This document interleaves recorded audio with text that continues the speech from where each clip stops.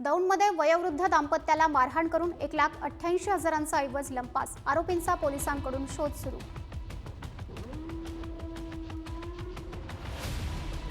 शहीद एएसपी आकाशराव गिरपुंजे यांच्या स्फोट घटनेत सहभागी असलेल्या एका नक्षलवाद्याला अटक, एसआयए चौकशी दरम्यान आढळला दोषी।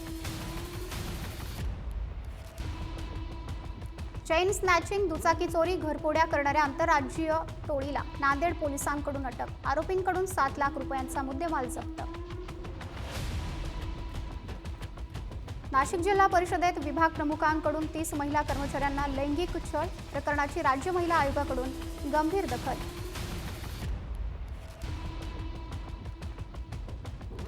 बाळाला डॉक्टरांनी मृत घोषित केलं, अंत्यसंस्काराला नेल्यानंतर बाळ रडू लागलं। बीडमधील चक्रावून टाकणारा प्रकार, निष्काळजीपणा करणाऱ्या डॉक्टरांची चौकशी करण्याची मागणी।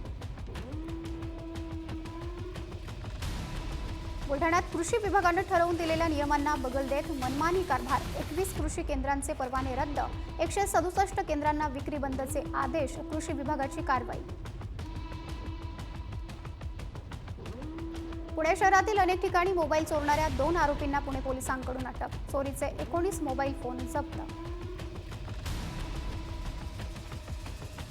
उल्हासनगरमध्ये चाकूचा धाक दाखवत लुटमार, पोलिसांकडून सीसीटीव्हीच्या माध्यमातून आरोपीला अटक।